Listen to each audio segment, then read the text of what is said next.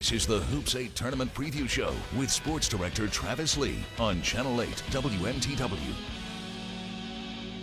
Well, 2023 marks some special anniversaries in tournament history. Back in 2013, Martha Varano scoring 34, 19th in the fourth quarter for Waynfleet to beat Calais for a championship.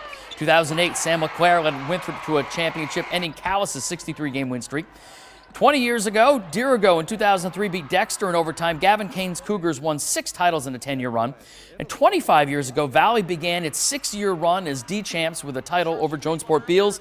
And 30 years ago this year, Cindy Blodgett won her first of 4 titles, beating Westbrook 68-66. She had 40 points, including true free throws, with 35 seconds left to give the Bulldogs a state championship. Always part of the fabric of this tournament, the great history that we have for Maine high school basketball. Now, unfortunately, knee injuries will keep some key female players from impacting this tournament. Players like Sloan Ginnivan of Falmouth, Gorham's Vanessa Walker. And, of course, in the Class C girls tournament, a game up in Dirigo just a few weeks ago impacted the entire tournament, as the tournament will miss the electrifying talents of point guard Angel Huntsman of NYA, who was unbeaten when she tore her ACL in the 14th game, where their team was unbeaten. NYA is still the #1 seed, but will have plenty of challengers. Defending state champ Halldale is a dangerous 4 seed, with a premier backcourt in Amanda Trepanier and Hayden Medore. Kents Hill won its first 16 games before dropping its final 2, but the Huskies possess a big 3 in Logan McDonald, Rose Jenkins, and Regina Sabarova that score 45 points a game, and you better take care of the ball against them as they force 24 turnovers a game. Second seed Old Orchard is led by one of the state's top players, Elise McNair, who scored 25 a game this year. Sarah Davis has become a reliable scorer, and in Summer St. Louis, the Gulls have an X-factor who does the little things. Top seed NYA finished with 3 straight wins after Angel Huntsman's injury. The Panthers dictate pace with their D and transition play. And Grazia Bila and Sarah English have become primetime players. Now, the South has won 5 straight C Girls championships. Some good teams in the bracket, Michael, and why not start off with #1? All the questions going into this one surrounding NYA, and can they keep that play elevated without Huntsman? I mean, NYA is coming off their best regular season in program history, so they're clearly more than one player, but Angel Huntsman was special. A phenomenal athlete, great soccer player. She took up lacrosse last spring, helped NYA win its first championship over a decade, and there's just really no point guard like her out there. She's so much fun to watch, does a great job distributing. That's some big absence to fill, but as you mentioned, Sarah English, Grasa Bila, Charlotte Harper Cunningham hit some big shots here of late. NYA still has the pieces in place, but it's going to be a lot more difficult when you're playing without someone that I think probably should be a Miss Maine basketball finalist. Orchard beat him at the end of the year, so they've got a lot of confidence, and with McNair, they've got a real alpha there. Kents Hill, a fun team to watch. 2 years ago, Michael, they played 1 game. They've got a good blend of size. This isn't a team or a bracket with a lot of tall, big impact players, but Logan McDonald scored 17 a game, Rose Jenkins 15 a game. Kents Hill really came out of nowhere for some people and is a fun team to watch. And this C tournament should be pretty interesting. And of course, Halldale, the defending champs, with a couple of real good players to carry the load there. They could certainly be standing at the end of this one, along with a field that is looking for some upsets here, Michael, as the C South girls. They do have some time to wait, though. That's a big key. They have the longest layoff, as they don't play their quarterfinals until the Tuesday of tournament week. Now, the Class A North girls tournament, on paper, has a front runner like no other tournament, with Gardner coming in unbeaten. Both Coney and Lawrence challenged the Tigers this year.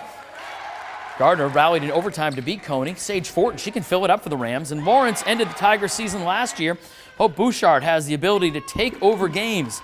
For Gardner, it starts with Lizzie Gruber. She is just a force. And 6 other Tigers, though, have scored in double digits this year. So they have some players around her. And the group has played together for a long time, so they have the chemistry to make a long run in A North and get to a title game. Now, the Gardner girls were one of 5 teams to run the table in the regular season this winter. Lizzie Gruber put up video game-like numbers. Her coach, Mike Ray, said they were foolish numbers, and it's so true. She'll head to St. Joe's of the A10 to play in college. She plays a good game, and as we found out one day at practice, she talks a good game, too. Post.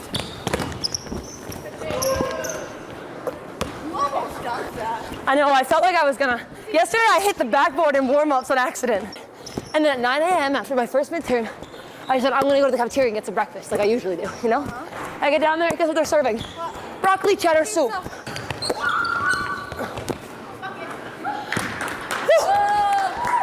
No, their French toast sticks are like the only ones that I like. I don't know what they're doing, like what kind they are, but I love them. Little step back. I had to use all my might, and I'm pretty mighty. Little but mighty. Got you. Good finish. Go, go, go! Oh, sorry. Come on, Lizzie. My bad. When you were like, I had to use all my might. I'm pretty mighty. I'm pretty mighty. Small but mighty. Oh, yeah. Yeah. You know, I've always wanted to be one of those small but mighty people. It doesn't work. Just not small. Kristen, I have a job for you. Will you go to the cafeteria and find out what kind of French toast sticks they buy? Are you kidding me? I was just about to go 9 for 10. Yeah, but like they're like cinnamon sugar. My mom always gets those icky ones that are like Eggo. How'd your test go? Not great. Just long? AP Bio? Yeah. Actually, I lied. It wasn't AP Bio that I took. It was AP Chemistry. AP Chemistry, you will like. For 3 days. You will not be major in biology. My mental health was... Well, you might learn a few things on the show tonight. One, of course, being that the French toast sticks at Gardner High School are legit. Now, since the inception of the AA class, Greeley has dominated A South girls, playing in 6 straight regional finals. If the Rangers make another run at the regional final, it will be as an underdog, as they're the 7th seed in the region this year. Falmouth is battle-tested by a tough schedule, and Enner Turgeon has the ability to carry a team. Mount Ararat is young and might be a year away, or maybe this is their time. Callie Pomerleau leads a team that's talent is beyond their years. Gray's calling card is defense. Izzy Morelli can go off any night, and the Patriots are the only Class A team to beat Brunswick. The Dragons are one of the state's top teams and nearly came back to beat AA Oxford Hills. Brunswick checks all the boxes. Athletic, can shoot, skilled, big, and determined.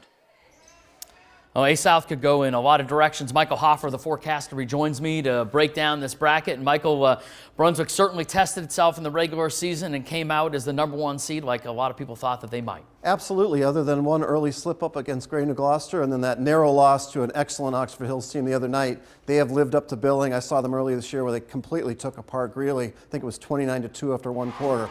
But last year's team was expected to get to the state game, and they got upset in the regional final.